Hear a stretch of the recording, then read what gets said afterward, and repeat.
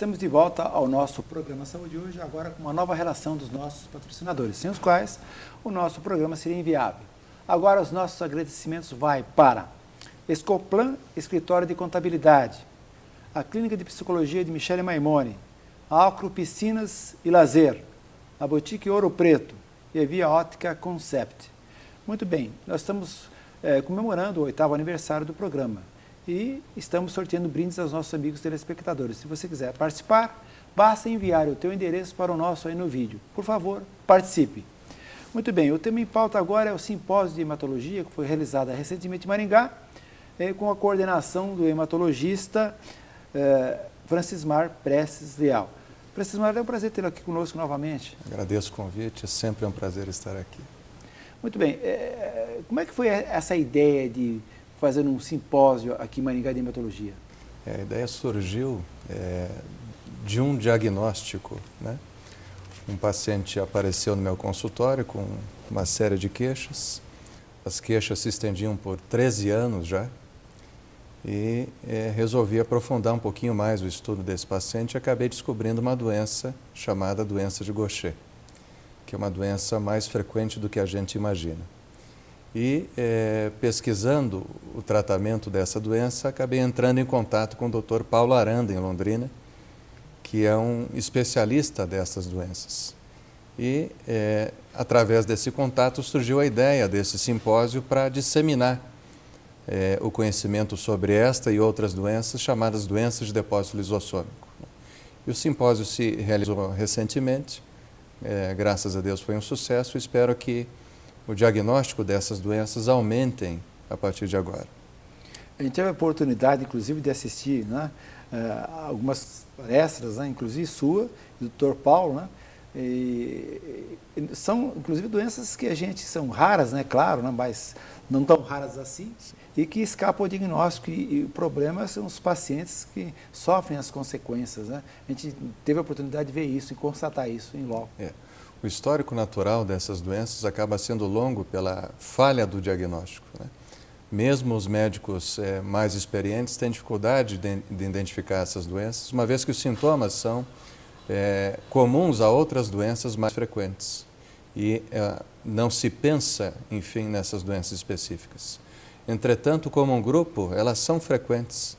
Estima-se hoje em dia que para cada 1000 nascimentos, uma pessoa tem um defeito enzimático lisossômico. É muito frequente. É mais frequente, por exemplo, do que doenças conhecidas como hemofilia. E para cada 7.000 nascimentos, um nasce com. Portanto, são doenças relativamente frequentes, porém pouco entendidas, pouco estudadas, pouco diagnosticadas. A intenção é que sejam mais, né? Francismar, não vai ser muito fácil para nossos amigos telespectadores entenderem, mas eu gostaria que você explicasse para nós, de uma forma assim, mais assim, fácil, né? O que são essas doenças de depósito lipossômico? Essas doenças se caracterizam por uma deficiência de uma enzima dentro do lisossomo, que em última análise vai levar a um acúmulo de uma substância dentro das células. Substância essa que vai atrapalhar a função das células, né? E existem mais de 40 enzimas dentro dos lisossomos. E o que são lisossomos? Lisossomos são estruturas pequenas dentro das células, responsáveis pela digestão celular. Digamos que elas fazem o papel do trato digestivo do nosso intestino, do nosso corpo. Então, a substância entra na célula e é o lisossomo que vai digerir essa substância em porções menores para manter o metabolismo normal da célula. Então, a falha de uma dessas enzimas vai levar ao acúmulo da substância sobre a qual ela age e esse acúmulo, em última análise, vai prejudicar o funcionamento da célula. O enzima seria, então, a substância que está dentro da célula? Exatamente. Enzima, falando de uma forma simples, seria uma proteína que tem uma função de digestão, né, que está dentro do lisossomo, que é uma pequena estrutura dentro da célula, e o lisossomo acaba fazendo o papel de digestão utilizando as enzimas. Se no caso, por exemplo, o enzima tem uma falha no enzima, então essas substâncias que deveriam ser digeridas, elas vão acumulando no organismo e acumulam em vários órgãos. pode acometer, na verdade, qualquer órgão e sistema. Depende do defeito enzimático e da alteração genética subjacente, né? Mas qualquer órgão e sistema pode ser acometido. E existe uma série de doenças que acontecem por causa dessa falha de enzimas, porque tem vários tipos de enzimas também. Sim, só de enzimas lisossomais são 40, em torno de 45 atualmente. Então, existem mais de 45 doenças por falta dessas enzimas. Cada falta de uma enzima leva a uma dada doença e um dado problema, e dependendo o tipo de falta, dadas manifestações clínicas, né? E no caso, então, Francismar, bom, tem tantas doenças, é lógico que a gente não vai falar sobre todas elas, mas é porque seria até impossível, mas nesse curto espaço de tempo. Mas quais são as manifestações clínicas dessas doenças? Podem variar desde sintomas leves, do tipo cansaço, fraqueza, adinamia, fraqueza muscular especificamente, ou até redução da força muscular, alterações neurológicas diversas, por exemplo, queimação, formigação nas mãos e nos pés, pode ser uma queixa, alterações de desenvolvimento, crescimento, baixa estatura, né? Redução do suor, ou seja, a pessoa que não transpira. Então, eventualmente, queixas que são ditas banais e o que o médico acaba não valorizando, né? E até mesmo queixas graves, sintomas, sinais graves, principalmente neurológicos, às vezes rapidamente progressivos para a morte. E existe algum sintoma característico dessas doenças? Não podemos chamar de característicos, mas a presença de alguns sinais e sintomas deve fazer pensar em doença lisossômica. Por exemplo, a presença de uma face, um rosto estranho, né? A gente chama de face sindrômica, geralmente com aumento da língua, a gente chama de macroglossia, a língua grossa, né? Alterações de pele, por exemplo, lesões escurecidas ou avermelhadas na região do calção, né, digamos assim, mas não é bem especificamente do calção. Lesões escuras, então, na pele e no corpo inteiro. Redução da força muscular, né, deve fazer pensar em doença lisossômica ou até mesmo perda da força muscular. Doença neurológica qualquer, seja central, seja periférica, se não for encontrada outra explicação, devemos pensar em doença enzimática de lisossomos. Alterações, portanto, que podem envolver qualquer órgão e sistema, não encontrando uma resposta com a pesquisa habitual, devemos pensar em doença enzimática lisossômica. Bom, Francismar, existe uma série de doenças, inclusive a gente teve presente nesse simpósio, algumas até cada um tem uma característica peculiar, não é? Fala somente sobre os tipos que tem assim, a oportunidade de ter contato. Este diagnóstico maringaense foi uma doença de Gaucher, que é uma das mais frequentes. Ela se caracteriza, no caso específico, se caracterizou por aumento do fígado e do de alerta para a doença lisossômica. E lesão óssea. Esse paciente vinha com dor óssea há 13 anos e passou por vários profissionais que não identificaram a doença. Então, ele persistiu com a doença ao longo do tempo de forma desnecessária. Feito o diagnóstico e repondo-se a enzima que estava carente, os ossos estão melhorando e o fígado e o baço já reduziram num curto espaço de tempo. Então, a doença de Gaucher se caracteriza geralmente por aumento de fígado e baço e lesões ósseas.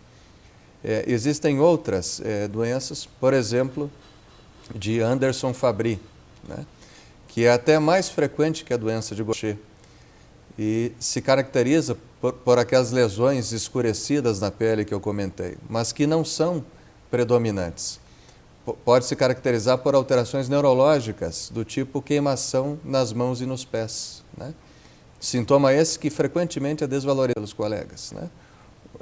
Taxando isso como alteração neurótica, uma alteração psiquiátrica, e não é, né? Uma vez que a maioria dos exames acaba sendo normal. Portanto, alteração neurológica, alteração de pele, alteração de face. Tudo isso deve fazer pensar nessas doenças lisossomais. E a frequência delas, como eu comentei, é muito maior do que imaginamos, né? Na criança que manifesta a doença de uma forma mais agressiva habitualmente, o diagnóstico acaba sendo mais fácil. No adulto, que geralmente apresenta, a gente chama de fenótipo brando, né? Ou seja, manifestações mais leves, o diagnóstico geralmente é difícil. Mas essas alterações que eu comentei, se presentes, alterações ósseas, musculares, de face, de pele, devem fazer pensar em doença lisossomal. Muito bem. Claro que tem essa característica clínica, né, que ajuda no diagnóstico, né?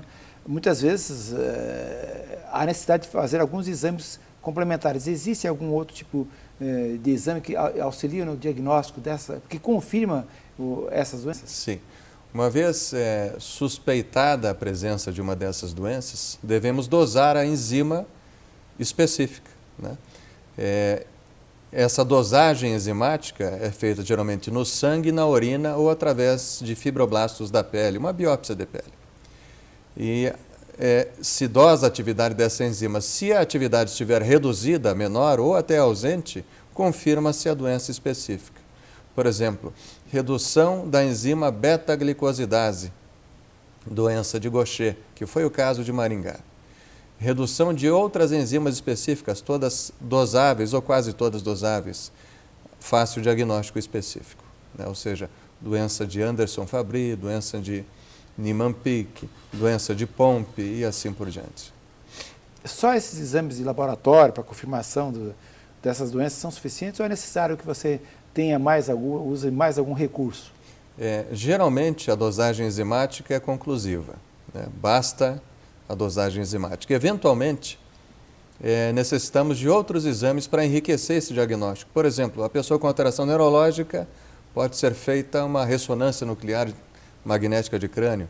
Uma pessoa com alteração de córnea, que é uma outra apresentação interessante, embaçamento, turvação de córnea, estudos pelo oftalmologista são interessantes.